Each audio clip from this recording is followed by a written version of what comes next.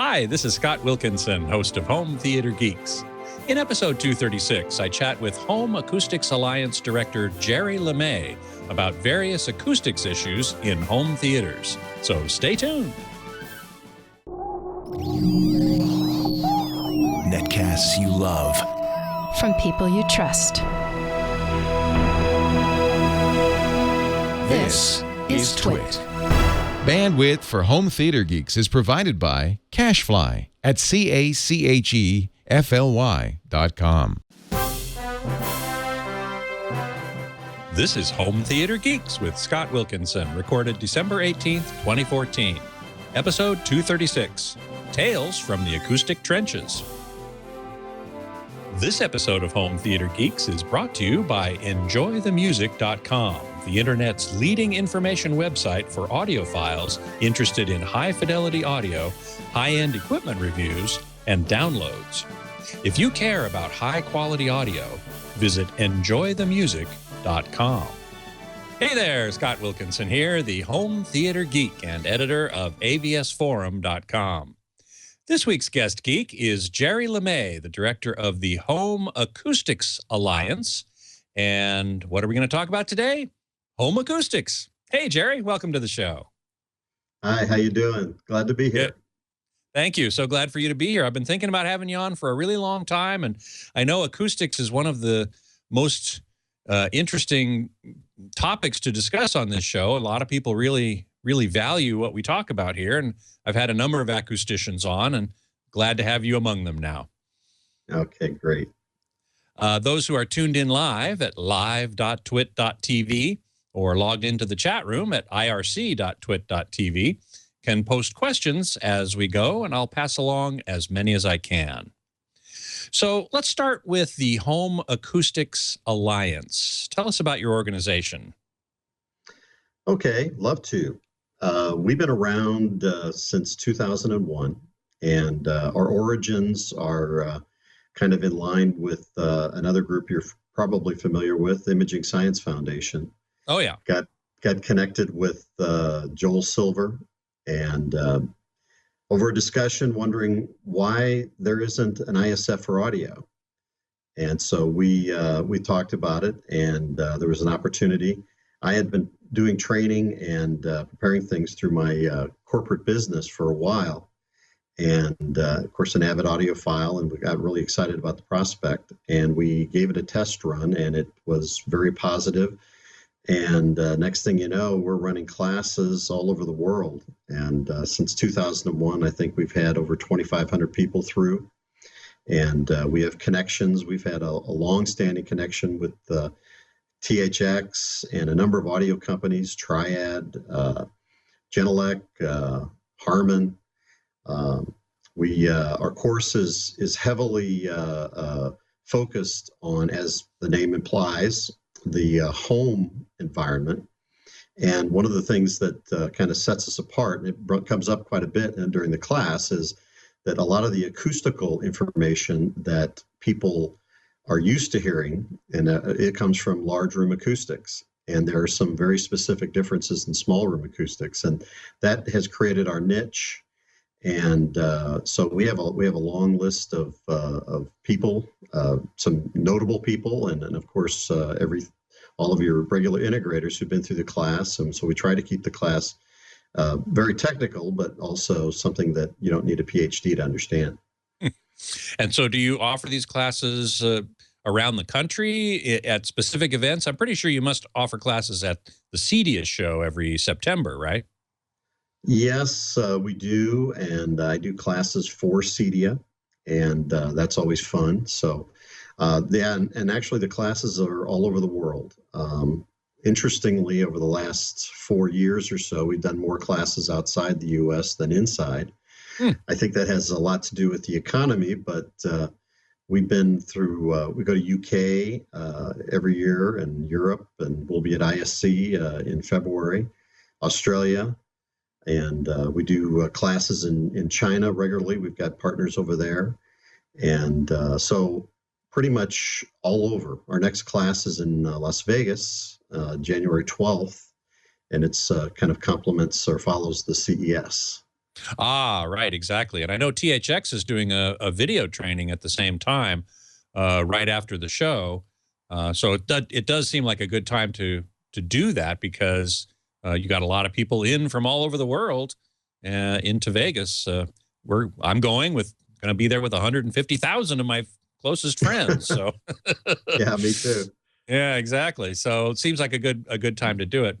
But clearly, it's important for integrators and installers and dealers to understand acoustics as much as it is to understand the video side of things from in the Imaging Science Foundation, ISF, and how to calibrate displays and stuff. What we want to talk about today here on this show is calibrating the audio system, which, correct me if I'm wrong, but I think probably might get kind of short shrift compared to the video when you're talking to a dealer or something like that. Am I right about that?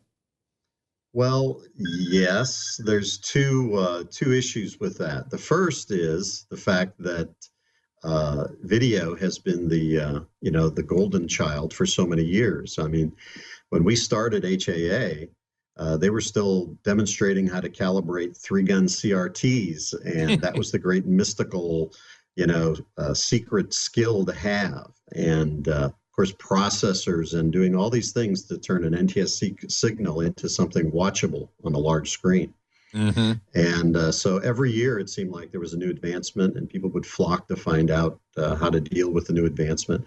Poor old audio guys, we're sitting here with the same basic technology that we've had since the 50s, obviously with the improvements of surround sound and home theater and such. So, the allure isn't as great.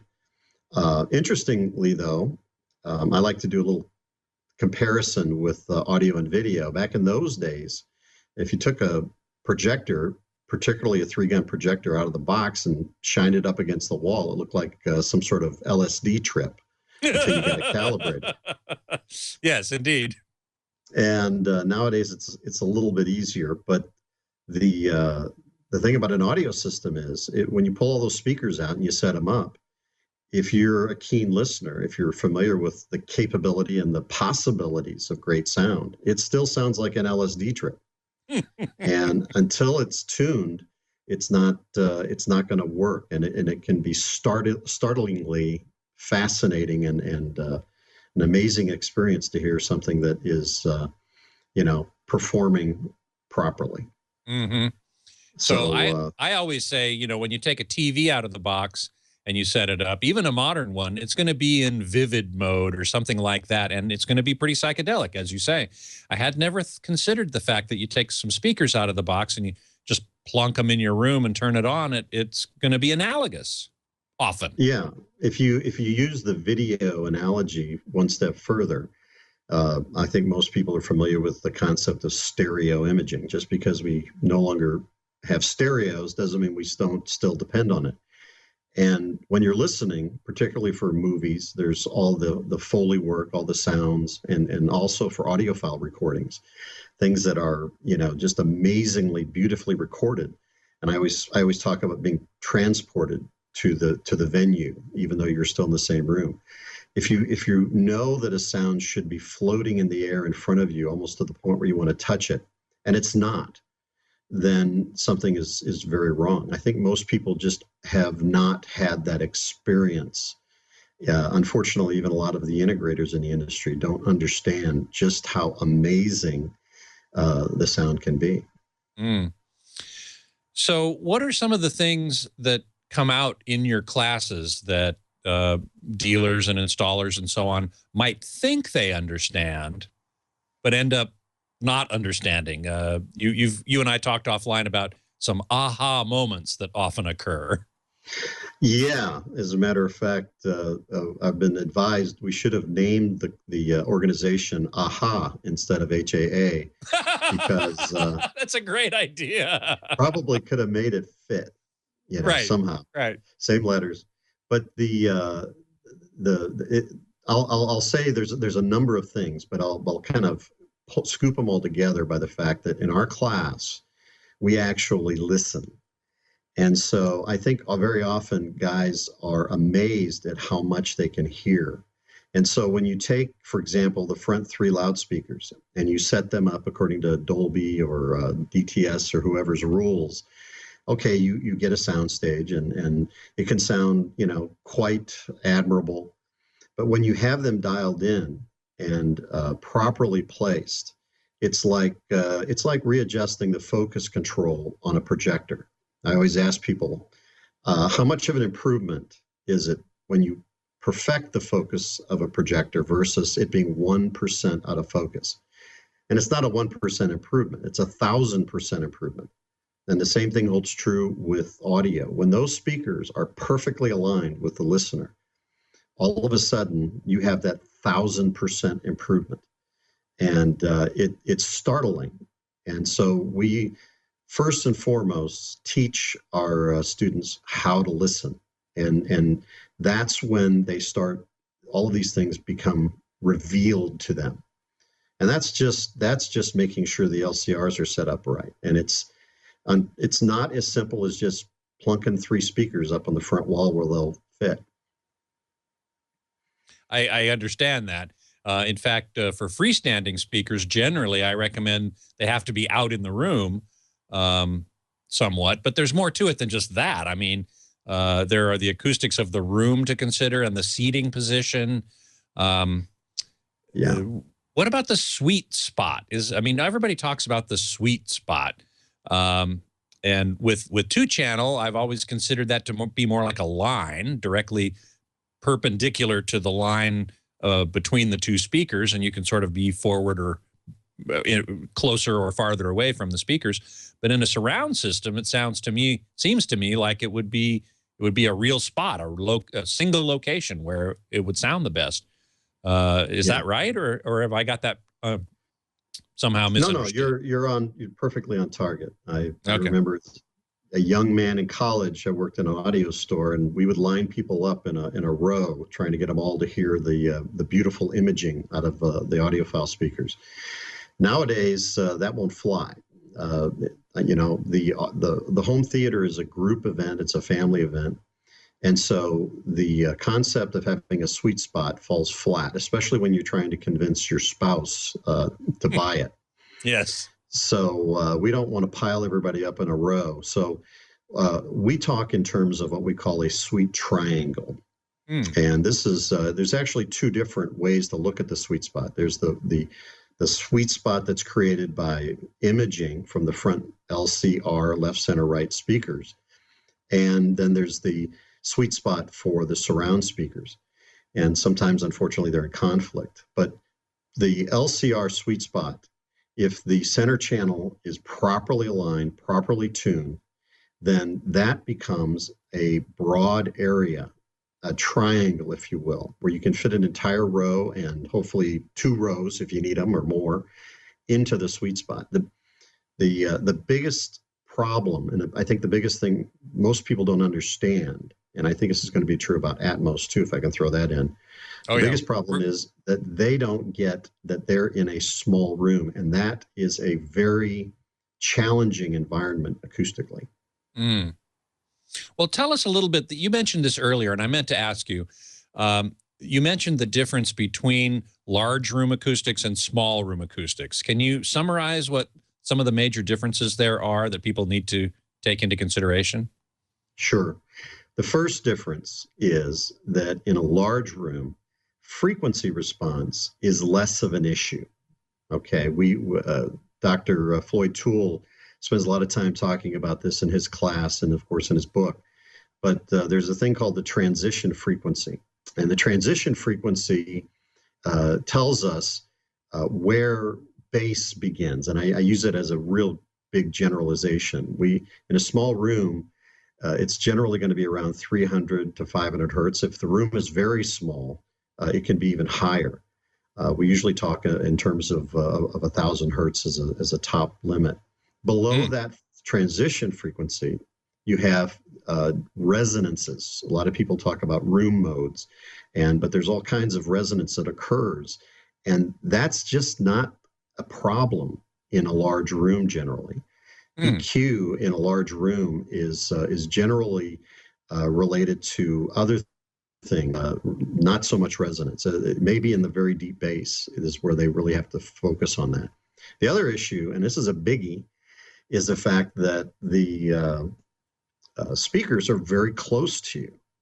And one of the plots we show in the class is that if you're very near a speaker, it's quite loud, but you can move 5 foot away and lose 10 dB out of it, and move another 5 foot and lose another 6 dB. And so you have this high variability from seat to seat. And so trying to get, 5, 7, 11 speakers all mixing properly and creating a very seamless soundstage around you, it's more than just fiddling with the level controls and the time delay in the preamp processor. So it's a big difference. In fact, if I just will add, sometimes we get large room pros in the class, and some of them have never ever heard of modes. It's never been an issue. Wow, that's amazing. Well, that brings up the difference. I had intended to talk about this at some point, so might as well talk about it now, and that is Atmos, which comes out of, I think, a large room tradition, the commercial cinema. Now, some commercial cinemas might be on the borderline between large and small, and you can instruct me on that. But in the largest rooms, you have Atmos systems with speakers all around and speakers overhead. And maybe you don't need to worry so much about modes. Maybe in the smaller cineplexes you do. But now that Atmos is coming home, we really need to start worrying about that in a serious way, don't we? Yes, and I think it's going to be a fun challenge. The large room scenario allows for speakers to be a good distance away from the listener. And if you can imagine, you've got, whether you listen to 2-channel or home theater, you sit a good distance away from the front 3 speakers. And so that creates a very broad area where you can enjoy precise imaging. You start losing that precision. It starts becoming, fuzzy. When you start getting closer, for example, in a 2-channel system, if you don't sit in that sweet spot, you're too close to one speaker, you start hearing more of it. And so the soundstage starts becoming diluted, and to the point where if you get too far out of the center, it collapses. Well, now multiply that times 7 speakers in a 7.1 system. You got surrounds on either side and behind you. And now if you're too close to one of those speakers, the same thing can happen. And sometimes these speakers can be very close. And then now we're talking about Atmos, and we're adding, for a home, probably at least 4 speakers. And if you want to, go full bore, you can add all the way up to, the 32. But now all of these speakers have the potential of being localized, and trying to make all of those speakers appear to play equally to all the listeners is a serious challenge. And frankly, I think that's the biggest challenge to designers in implementing an Atmos system in a small room environment. Mm-hmm. We have a question from the chat room. James T. is asking, is there any way to reproduce the sweet spot or sweet triangle using headphones? Wow. I assume the purpose would be to create a tool for calibrating. The sweet spot is really the easiest way to describe it is to say that's where I hear my left, center, and right speakers all equally. And of course, dead center is the only place that that's really going to happen. And of course, the phase of those 3 speakers needs to be the same. So the dead center is really the only place where that happens. But with greater distance away from the front 3 speakers, like we just talked about, I can actually create a broad sweet spot area and have many listeners in that range. And so trying to recreate it with a set of headphones, I'm not sure I fully understand his intent there. Well, I would suspect, and James T., if you want to add in a little bit here in the chat room, you're welcome to, but I would imagine he's probably talking about recreating the impression of a surround sound set of speakers outside within headphones. And there are a couple of virtualization systems that do that. The Smith Realizer is one. It's very expensive, but it's probably the best. Sure. DTS Headphone X is another one, more recent vintage. But I think that's probably, now that I'm thinking about it, extending a little beyond the scope of what we're talking about here today, which is acoustics, because of course headphones, I mean, you can reproduce the sound of a room in headphones, and you can virtualize or synthesize a surround sound in headphones. Then, that's kind of a different issue. James Teeth said that's exactly what he meant. So, yeah, all right. Commenting on the ability of a set of headphones to duplicate a home theater environment, I'll leave that lay. I've heard some wonderful things, but the acoustics between your ears are a little easier to control, I think. Mm-hmm.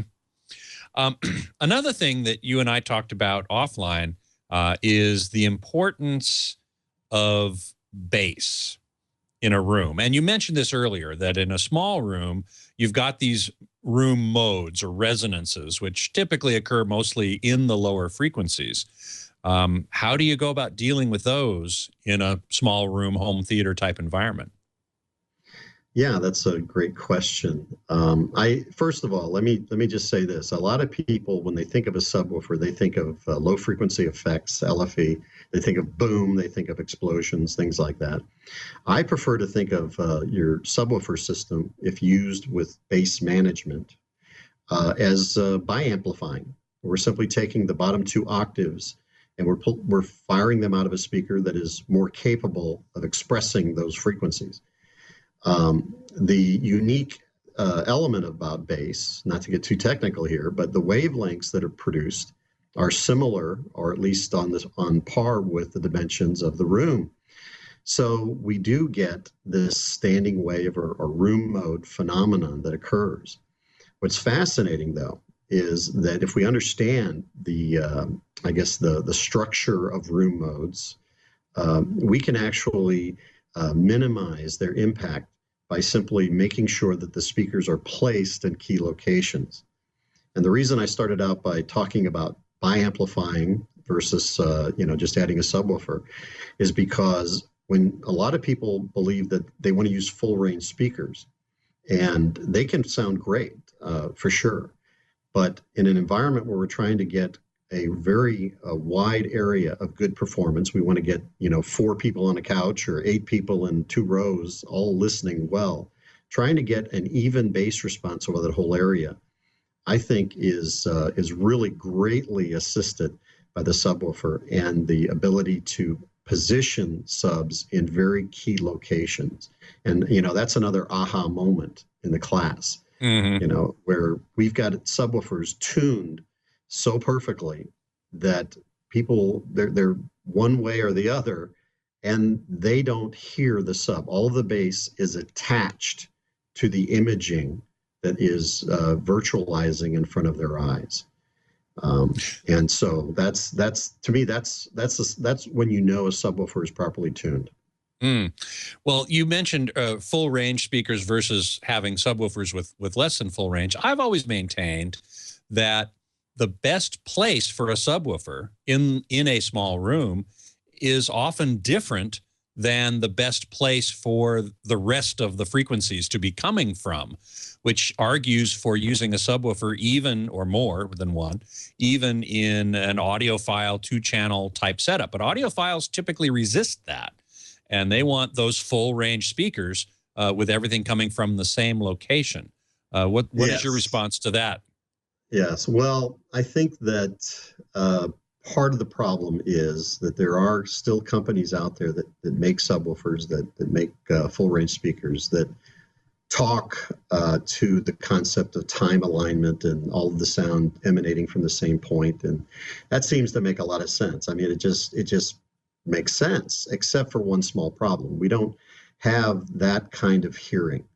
And what I mean by that is that the low frequencies are very difficult to differentiate. And I know I can create a huge argument with some people about stereo subs versus bass management, mm-hmm. but below 120 hertz and certainly below 80 hertz, It's very difficult to hear the location of the low frequencies unless there is some resonance or some sort of artifact noise that is coming from the subwoofer. And so we use that concept and allows us to deal with the worst resonances in a room by subwoofer placement. And one of the sequences I do in the class and during a lecture is we'll run through and we will basically, using a computer, determine the best location for one and then two subs. And then we try to figure out to get the smooth response that we're seeing with those sub placement. How could we duplicate that with full range speakers set up for a soundstage? And the answer is it requires a large room to do that properly. And so I think that bass management, which means using a subwoofer crossover and having subwoofers, that allows us to create spectacular results in a small room. I think for audiophiles and for home theater folks, subwoofers are not just a cool way to rumble the room, but they're a fantastic way to get spectacular audiophile results. Mm-hmm. And by bass management, just make sure everybody understands, you're talking about taking the full range signal that's coming into the receiver or preamp processor or whatever, and splitting off anything below, everything below a certain frequency. THX recommends 80 hertz. Some people do 100 hertz, but anything below that crossover frequency, as it's called, gets shunted into the subwoofer. It's not, and in addition to, in the case of movies, what are called low frequency effects, so explosions and rocket blast offs and things like that. In addition, the lower frequencies coming in from the main channels also get shunted over to the subwoofer, and the subwoofer then reproduces them. And what you're saying is that when you position the sub properly, you can do a lot to eliminate these room modes that occur because the subwoofer frequencies, the low frequencies, have a wavelength that's on the same, in the same order of magnitude, if you will, as the dimensions of the room, which is what causes the problem. How do you go about finding the best position for subwoofers? I've heard of one technique called the subwoofer crawl, but I've heard some people dismiss it as not really effective. Yes. First off, the idea of putting the sub in your listening chair and then crawling around the room trying to find the best sound, from a physical point of view, it works. It's a concept called reciprocity. You can exchange the source and the receiver in a rectangular room anyway, pretty much, and get the same results in either configuration. The problem is that I'm not sure I can hear whether the bass is integrated in the soundstage when I'm crawling around the room. Good point. I would dismiss that. I know that my subwoofers are properly placed, properly tuned, properly EQ'd when I sit in one of my seats and I am hearing that thwack of the double bass coming from the image of the double bass that's floating in front of my eyes. And that means that the subwoofer response is relatively free of bad resonances, and we've got the subwoofer levels and everything tuned to the right order. Got it. We got a question here in the chat room from iPhone 08884, who says that he's blind. And so he would like to have an explanation, just oral, just talking about it, because he can't see anything anyway, is how the system setup should look like, basically. It sounds like the center channel, he says, should be put its, in some extreme terms, in your face or further out. If you are compared to the left and right, channels 5 and 6 to the side of your head. What kind of angles are we talking about? Right. Well, the answer is that if we want to recreate the magic of a movie, okay, I'll use movies, but the same thing holds for a musical recording. We know that that recording was mastered. It was mixed down, and an engineer and theoretically the artists all got together and decided, okay, that's what the sound is supposed to be like, particularly true with movies. So what is the best way to recreate that? Well, it's very simple. Just build the system they used in your home. I mean, it's just that simple. So then, okay, we can't do that. But well, yeah, one reason why that comes to mind is that we don't have the same room that they had. You know, you might be able to buy the same speakers and the same amplifiers and so on, but you're putting them in a different acoustical environment. So we have to use we have to simplify the problem somewhat, and the way this works, and this is true not just about homes, but even in the broadcast environment and the sound stages, they need to be able to duplicate the results in a variety of different scenarios. So there are standard things: the placement of the loudspeakers, the angles.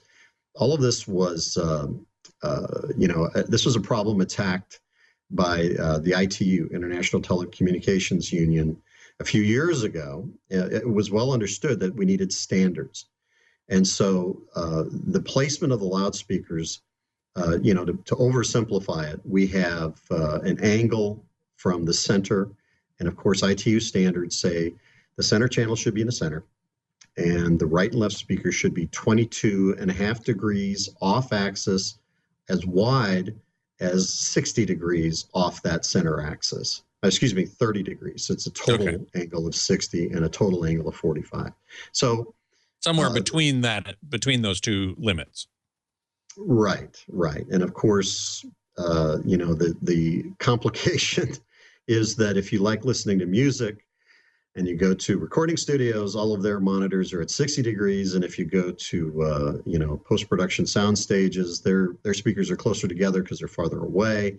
So there's going to be a little bit of variance there, but that standard should be the basis for the design of all theaters. And it's funny. I always tell people it's really simple to get great sound. Just follow the rules.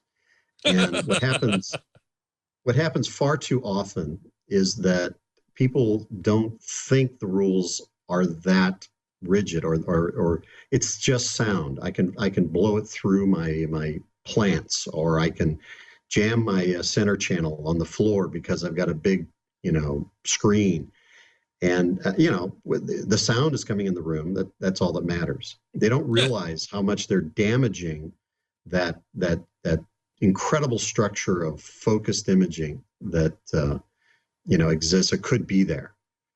So it's simple, but it's not. So don't put your center speaker on the floor or near the floor, because certainly you'll get reflections off the floor, and that'll be a problem. Do you generally consider, if you don't have a acoustically transparent projection screen, say you've got a flat panel, would you normally put the center channel above the screen then? Yeah, always, because the issue is, most people, I guess, don't have cinemas where they've got 2 rows of seating, but sometimes they'll have coffee tables. Sometimes they will have 2 rows of seating. That center channel needs a direct line of sight. In fact, all 3 of the front speakers need a direct line of sight to every listener. If it's not possible, they're not going to hear what they should hear. It's just that simple. And while we're talking about that, I'm a big proponent of acoustically transparent screens. I know that Joe Kane and Joel Silver are probably dialing in right now to argue that, but it's a discussion we've had many times. The precise position of the center channel between the right and left speakers is incredibly obvious. It is so clearly such a clear improvement when you get that center channel lined up perfectly with the right and left speakers. Very quickly, one of the things that I talk about in the class is, if you listen to 2-channel, there's what we call a phantom stereo channel, and that's where the imaging occurs. There's a vocalist, they're centered where there's no speaker. And if we put a center channel there, and it's not located where that phantom center is, then all of a sudden we've got an interference that's created between the phantom center and the real center. Oh, I hadn't thought of that. That's a very good point. So the idea that we can just, move the center just because, well, we don't want it in the center because we want to put a big screen there or something. We've got to figure out a plan that keeps the LCRs perfectly aligned so that we can have a precision image, a focused image presented. And so, yeah, I'll put it above, and I'll probably, if possible, I'll line up my right and left to the same height. That's not optimum. We'd like to keep the speakers at ear height or just slightly higher, but that alignment of that image is important enough, and it's obvious enough that I think, when it's there, it's not something you need to be an audiophile. You don't need to eat a lot of cheese and drink a lot of wine and squinch up your eyes to hear the difference. It's a big difference. Okay, all right. I saw one here a second ago, and sometimes the chat room just jumps around. It was Web 1814. You were talking about stereo subs before, and he would like a little more information about that. Stereo subs in a 2-channel system, small room, perhaps one in phase and one out of phase with the other. Would that work, or not? Well, one of the rules that I will use in class is all low frequency drivers need to be in phase, or in polarity, certainly. There really isn't a scenario where you can imagine having low frequency drivers out of phase and getting smooth response. That's why even if you look at a dipole speaker that actually does have speakers out of phase, they're only out of phase above 600 hertz. The bass, the woofer is still in phase with all of the other speakers in the room. So let me just dismiss that right off the bat. That is not a solution.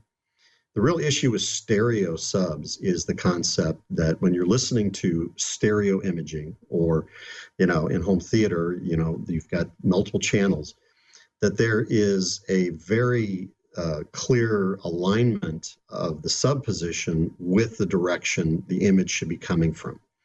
And I won't debate that. I mean, some great people that I like a lot, Tom Holman and others, believe in stereo subs. The issue, though, is that it greatly reduces your ability to solve problems. For example, if I've got a 5.1 system and I want to put a sub at each one of the speakers, or I want to use full range speakers, I have a physics problem, an acoustical problem to solve that says, okay, my right speaker, when it's playing the bass, it has one acoustical solution, the way the room distorts the sound. My surround has another, my center has another. All of these speakers require a different solution to smooth off the bass. Why not have one solution, have one speaker perfectly placed, and it solves all the problems no matter which channel the bass is coming from? Okay, so you really are advocating a single subwoofer placed in a way that optimizes its performance in that room, and then perhaps EQ'd or other stuff done to it to really integrate it with the rest of the system, right? Okay, let me elaborate on that slightly. Okay. Even if you have 2 or 4 or more subs, you still actually only have one subwoofer.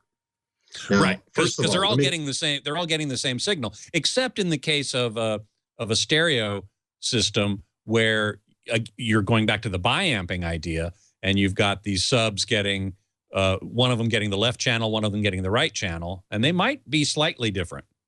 No, my point is a little more obtuse than that, actually. Okay. Go for it, man. What I'm saying is, when you have multiple, call it 2 subwoofers or even woofers on speakers, the behavior of the bass in that system, when you go to calibrate, it behaves like a single subwoofer in a central position between them. So if I put 2 subwoofers in the room, I have one in each front corner, then effectively I have a single subwoofer, a phantom, if you will, or a virtual subwoofer between them in the front. As I move those 2 subwoofers around the room, that virtual sub moves with them, trying to maintain an equal vectored position between the subs. And so that is the position I'm talking about. I fully advise people to use at least 2 subwoofers and preferably 4, So I'm not a single sub guy. I'm just talking about from a calibration point of view, when we're trying to solve the base problem, what we're talking about, even with multiple subs, is a single location in the room that behaves as if it is a single subwoofer. I gotcha. Okay. That is a little more subtle. You're right. And kind of an important point. So I'm glad you made it. Well, listen, you mentioned calibration, and I want to talk about that next. But before we do, I want to take a moment to thank a new sponsor on Home Theater Geeks, which I am very grateful for.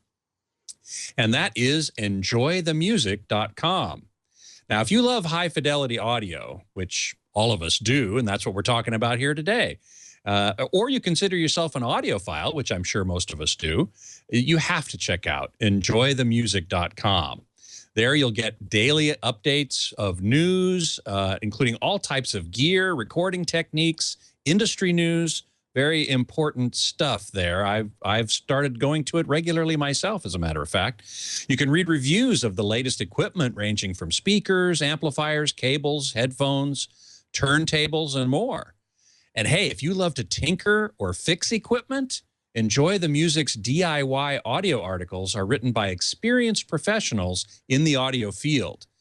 Even better, each project includes a difficulty rating. So, you know what your skill level is. If you think you can handle a difficult job, man, go for it. If not, you'll know which projects that you will be able to tackle. That's a very cool feature, if you ask me. Their high-end audio manufacturer links provide access to quality products from A to Z. You can even tune into enjoythemusic.tv for live performances, like behind the scenes of the Blues Masters at the Crossroads concert. So if you really care about high-quality audio, visit enjoythemusic.com. And don't forget to sign up for their monthly newsletter, where you'll get site updates, new equipment reviews, show reports, and more. I forgot to mention show reports. They've got a ton of them on there. They go to all the high-end audio shows and do extensive reporting, which is really cool. Plus, active members are entered into all their great contests. So go to enjoythemusic.com for all the great information they have about high-end audio and equipment. And we thank them very much for their support of Home Theater Geeks. So I wanted to talk with you about calibration. A lot of people talk about calibration, audio calibration now is what I'm talking about. And they talk about, oh, well, just set the levels of each speaker. You set the delays depending on how far away they are. And that's it. But I have a feeling that's not it, is it? Well, I wouldn't be in business if it was that easy. I like to draw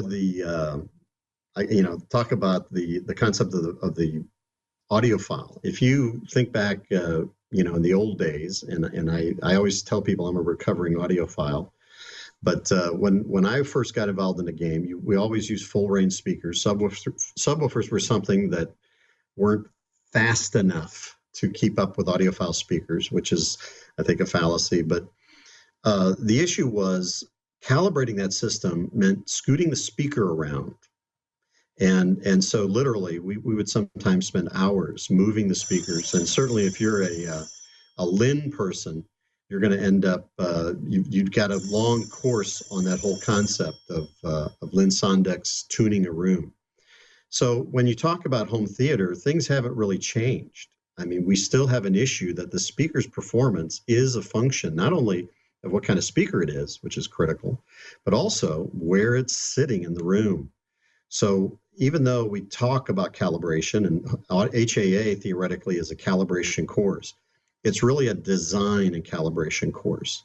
And so typically a good calibrator is going to go out to someone's home, and they're not just going to fiddle with knobs. They are going to look at the position of the seats. They're going to look at the position of the speakers.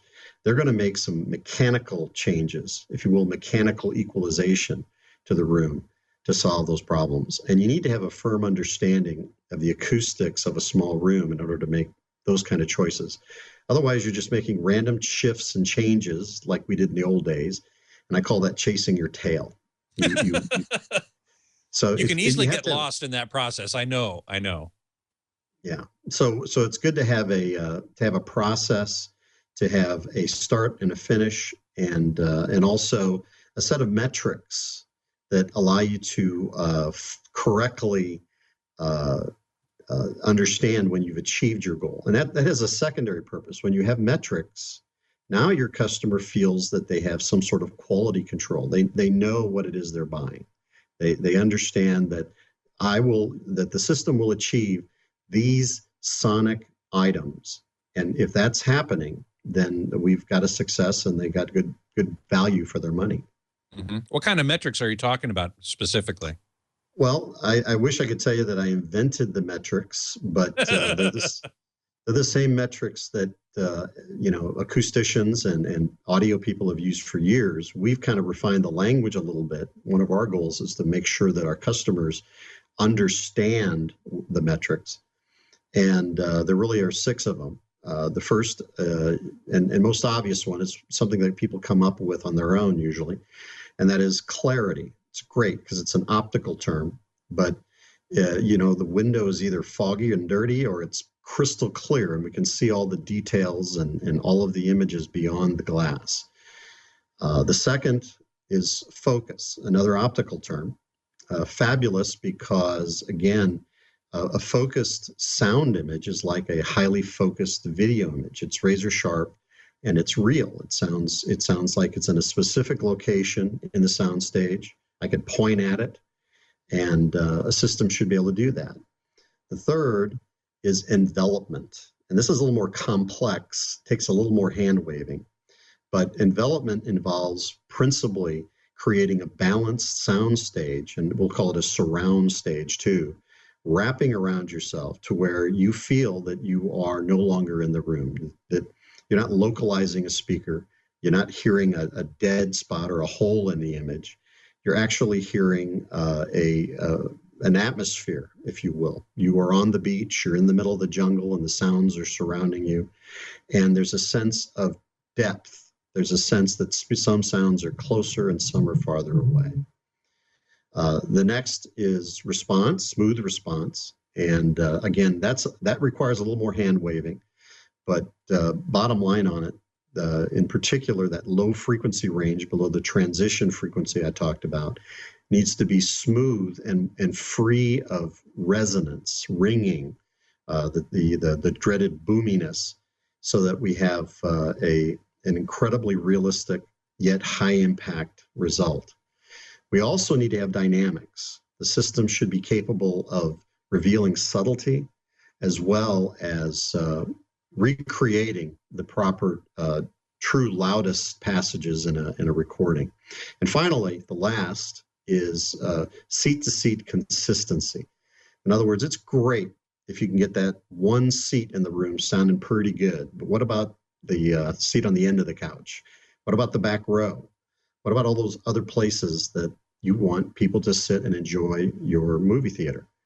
So those metrics are basically everything that we teach at HAA revolves around that, and the class focuses on people understanding what mechanical and electronic things can I change to affect each one of those. If I don't have good focus, what can I do about it?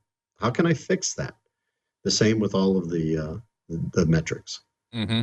When you use the word metrics, to me that means something measurable, something quantitative, and certainly frequency response, dynamic range, even seat-to-seat variation can be measured and graphed. But I'm not quite sure how to apply the term metrics to focus or clarity. Is there something that you can actually measure that determines the level of clarity or the amount of focus? Well, yeah, that's a problem. I wish sorry. You caught me. No, the idea that sound is not going to still have a great deal of personal taste involved. I mean, I don't walk into a system and say, well, you're not allowed to have more bass. You're not allowed to have, whatever variation in sound that you like. That's not what we're about. Mm. We're about creating the conditions for a basic set of qualities that should be, I always use the term obvious to the casual listener. So when we talk about focus, we talk about being able to precisely hear and place in a soundstage a musical instrument. And that's something that you can do. You can play a vocalist or a flute or something and say, okay, that is precisely placed right there. Okay, we got it. We did it. Envelopment. Do I feel that I can localize any of the speakers? Yes. Well, then we don't have envelopment. We don't have proper envelopment anyway. Do I feel like there is a sense of three-dimensionality to the sound? That's something that anyone can hear. And that's another aha moment, because when someone finally realizes that the sound is three-dimensional, it's not just sound blaring from, whatever, 7 speakers, that there is literally an image that is woven into almost a physical form in the room that you're listening to. That's a breathtaking moment. And that to me is another obvious thing. So yeah, the metrics are not, we haven't dreamed up a gizmo yet that allows us to get a printout. So that's one of the things about the class. I mean, we, particularly the level 2 class, it's often described as just a 2-day listening session, because every time we change something in the system, we want everyone to hear what effect that had on the sound. Well, let's move the speakers back. All right, but first, let's listen to it. Now let's move them. Try your suggestion, and let's listen and see how it changed it. Why did that change it? And so, that's really the wonder to me. And I think one of the more satisfying parts of our teaching process is that we try to create a cause and effect relationship for all of the metrics. If we want to change one or improve one, we know what mechanical tools or electronic tools we need to manipulate in the room to improve it.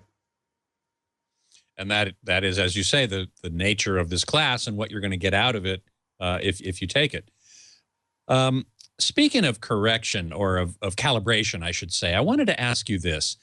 Virtually all AV receivers and preamp processors have some form of automatic room correction, what they call it. Sometimes they call it calibration.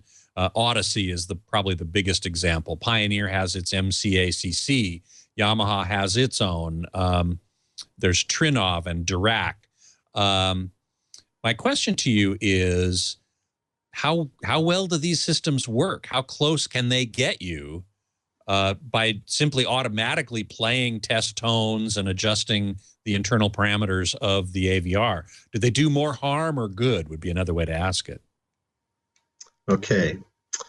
That's a question where sometimes I have to be a little politically correct. Because, okay, that's fine. Yeah, I don't think it's any secret that there are, contingencies of people out there who don't like automatic correction. My view on it, I'm always a pragmatist when it comes to technology and to what people want. I will say this, that those systems, and I've used several of them, including Odyssey, are very capable of yielding good results. Okay. Mm-hmm. The 2 points I would make about that are, first, how do you know if it's a good result or not? Because one of the things that I think most people have discovered, when you press the button to calibrate, a couple of times, sometimes you get different results. Sometimes it sounds better after you've run it a couple of times, run the calibration a few times. So I think that it's important for someone with the right tools to be able to go in and measure the system using a reference outside of the automated system to see, okay, is this thing doing what I expect it to do? And I think, as Reagan said, trust but verify. The second is the issue of these systems being somewhat susceptible to noise, and there are just also improper placement of speakers. For example, a terrible example. A customer wants all their speakers hidden, and so they want them underneath the couch. Okay, if you put 3 loudspeakers underneath the couch, I don't think there's any auto calibration system in the world that's going to make that sound good. Mm-hmm. And that's an extreme example of my point. If the speakers, if the subs, if things are not set up right, then you're asking the calibration system to do something that may not be possible. They generally do time delays and levels, and some do EQ as well. And you can't fix all of the evils with those tools. There are some things that simply require someone to physically move something or make a manual adjustment to it. So I'm not on the bandwagon of saying never use them. If we have a unit in our class that has that capability, we've run it a number of times, and sometimes we get acceptable results.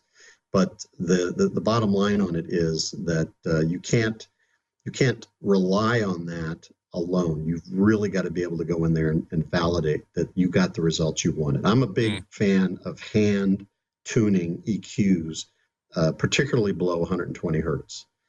That's, if you really want to nail it with EQ, I believe you have to hand tune it. I think the automated systems can get you a good way there, but I'm not sure they're capable of the kind of precision that you can do with a good parametric EQ and dialing in the exact right center frequency and so on and so forth. Mm-hmm. Kind of reminds me of video calibration. And of course, we use test patterns and instrumentation to calibrate video displays. But then we play real content, well-known, very familiar content, including people, so to get skin tones and so on. And if that doesn't look quite right, then we go in and hand tweak a little bit so that the skin tones look the best. So it's a similar process, it seems to me. That's a very good point, especially with a group theater. Someone's got a sectional couch in a living room, or, some sort of seating arrangement, which is not perfect. One of the things we have to do is sit in every seat and listen for one thing, the surround levels. It may be acceptable, it may be fantastic in the center, but someone's going to sit at the end of the couch. And if all they hear is that side channel blaring into their ear, it's not an acceptable result. Yeah, no kidding. And so we really need to have the free reign to be able to go in and use the unfortunate audiophile term tweak. We have to go in there and tweak the results so that we have the kind of performance in all the seats. It's and that's one thing. I'll just my little getting out my own little pet peeves. Systems that once you've used the automated calibration system don't allow you to go in and make those minor adjustments. I Some think of them don't. That's true. Yeah, that doesn't make any sense. It's nice to have a tool that can get you close to the hole, but then you want to do that putting with precision eye, get the ball in the hole. Yeah. Hey, somebody from Enjoy the Music actually is in the chat room, and I'm so glad that they're there. Going back to the issue of metrics and measurements, mentions TEF waterfall plots. Do you use those? Those are, I wish we had a picture of one to show people, but unfortunately we don't have any graphics today. But is that something that you use to quantify some of these metrics that you were talking about?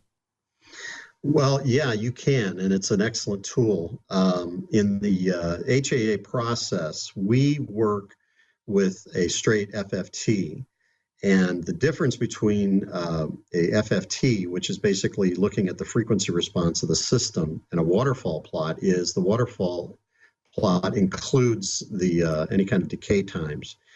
Not trying to evade the question, but what we're trying to do with the HAA is create a practical approach that someone can use basic tools and do the work in a systematic and efficient and hopefully quick way. And so what we found is that if you see a peak at some frequency on your FFT, and you use mechanical or equalization means to reduce that peak, if you run the waterfall on it, what you should see is that decay also being reduced. So using a waterfall plot is excellent, and it's certainly consistent with what we do. But for the sake of simplicity, we rely primarily on the straight FFT plot. Got it. SoundPro69 in the chat room it might have misunderstood what I was saying and what you were saying. He says, I thought that using 2 or 4 subwoofers helped even out the bass throughout all seats. But if I understood you correctly, you would favor one single sub. Why? I'm not saying that. I was asking you if you favored it, and your answer clearly was no. You would like 2 or 4 subs, and then be conscious of where the phantom sub is between them. Have I got that right? Yeah. It's the behavior of the low frequency sounds is different than the behavior of higher frequency sounds. Now, what I mean by that is that if I want to feel completely enveloped in a soundstage, I want to put speakers all the way around me. Okay, that seems common sense. I want an even coverage all the way around. It's a little more complex with the low frequencies because of the long wavelengths and how they behave in a room. And so the fact that a sub, you have one sub or you have 2 subs, whether they're in the front of the room, in the back of the room, wherever. What I'm saying is that we place those subs in order to smooth out the response, because it is inherently very difficult, and I'm going to go so far as to say almost impossible, to detect where that bass originated. You literally could have your subwoofers behind you, and you would think that all the bass is coming from the imaging up front. And I know, again, the audiophiles, there's going to be some guys out there that are, just hardcore stereo sub guys. But the reality is that if you can tune that system perfectly, I would invite them to come to the class and prove in a blindfold test that they can find that subwoofer. And trust me, I've done that with some audiophiles. And I don't think I'd challenge Tomlinson Holman, because he believes in stereo subs. At least last time I talked to him, he did.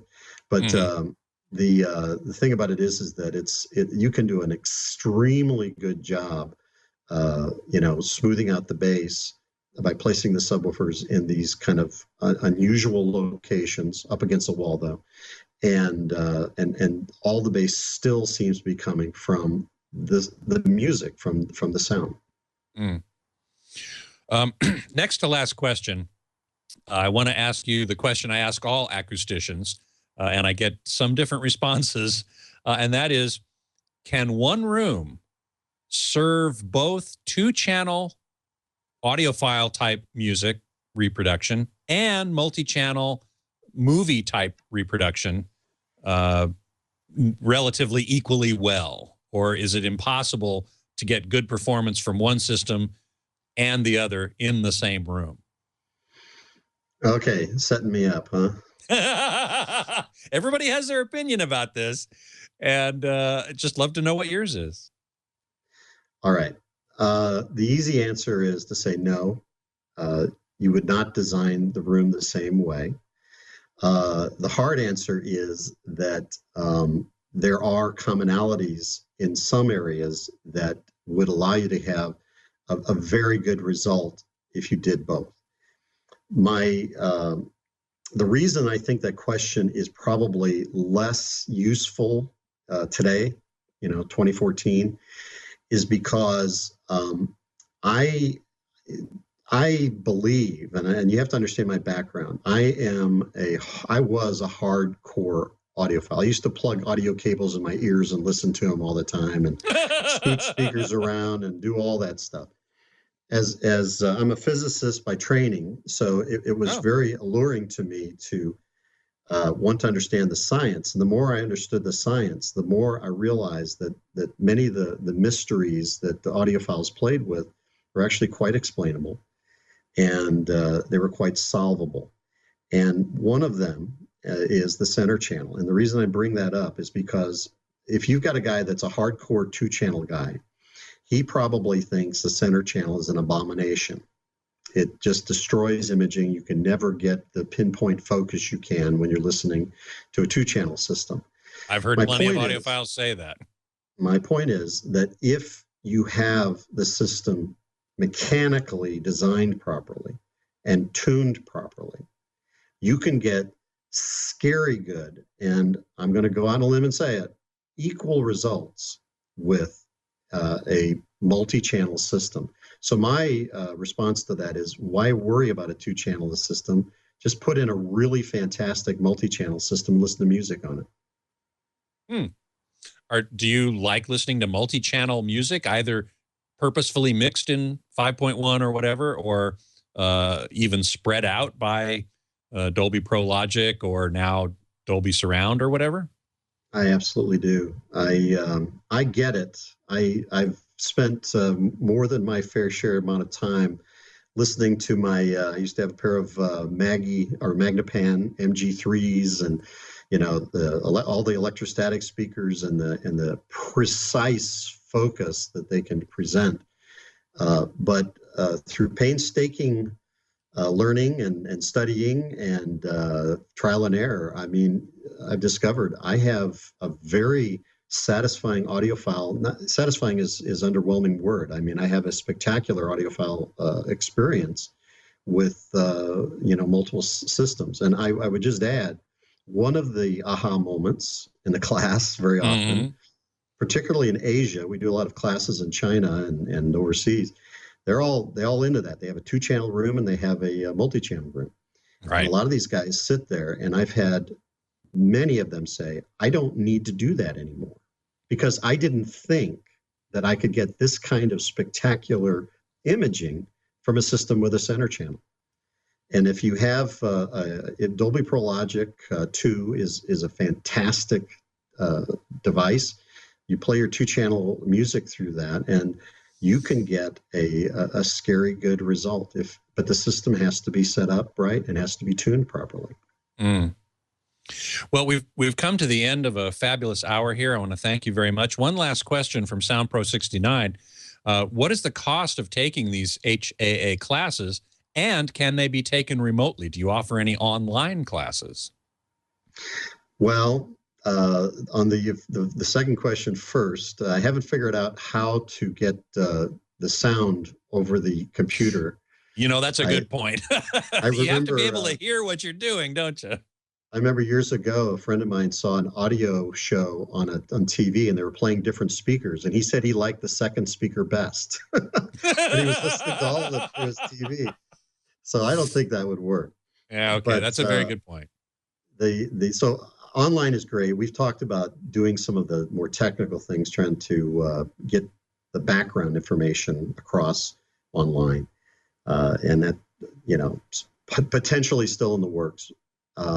The class is expensive. One thing everyone has to understand, it is not a group of 30 or 20 or even 10 people. We have a maximum of 6 people in a room. Wow. And with the exception of the one day of lecture, you spend all that time doing hands-on things. And you just I can't imagine having more people than that in a room. And so it costs $24.95 for 4 days. And of course, that sometimes varies. It depends on some countries. We have different prices, but in the U.S., it's usually right around $24.95 if you buy it, early enough. The cutoff period for Las Vegas is coming up here soon. But it is an extremely satisfying experience. I would invite people to go to homeacoustics.net and look at some of the opinions that have been expressed by some of the students. You don't leave there unsatisfied. You have heard things you've never heard before. You've learned things that you never dreamed of. And I've had guys that have been doing this for 30 years, and they'll walk out of there shaking their head saying, I didn't have any idea how much I didn't know. Because we're very topical. We keep up with the latest, AES papers, and the class that happened 10 years ago is not even close to the class today. We're always finding the latest and smartest ways to accomplish things. And we have alumni. I always talk about HAA not as a class, but as a group. We like to network with all of our members. And sometimes guys come back and they say, guess what? I found this new technique for setting subphase, and it really is cool, and we'll try it. So it's always a fresh class, and it's up to date and very satisfying. Wow. Well, thank you so much for being here. We didn't even get to talk about Atmos or acoustic treatments the X-Curve or any of that stuff. So will you come back sometime next year and we'll have a part 2? How about that? That sounds great. Maybe we'll have some graphics then. Yeah, even better. Okay, thanks so much. That's Gerry Lemay, the director of the Home Acoustics Alliance, and really a great hour of conversation about sound in small rooms. Thank you so much. Thank you very much. So as Gerry mentioned, his website is homeacoustics.net, and I encourage you to go there and check it out. You can find me, of course, at avsforum.com. You can email me at scott@twit.tv, and you can follow me on Twitter at htgeekscott, also at avsforum. And you can find previous episodes of Home Theater Geeks right here on twit.tv/HTG. Also on our YouTube channel, youtube.com/twit Home Theater Geeks. Well, next Thursday is Christmas Day, and no one at Twit will be working. Well, almost no one. We did pre-record an episode for airing on that day, and we would I was with Mark Henninger, my cohort in crime at AVS Forum, and we discussed the big AV stories of 2014 and answered a number of questions from the chat room and from AVS Forum. So I do hope you will tune in for that, or at least download it from iTunes or YouTube or AVS Forum. Anywhere you can find this show, it will be there. And you'll even see me wearing a Santa hat. So I do hope you will join us for that. Next year, of course, we will start with some interviews from CES. And then after that, the next show will be a CES roundtable with some journalists who were there. And then on to 2015 and bunches of other great stuff. So I look forward to seeing you in all of that. And until then, as always, geek out.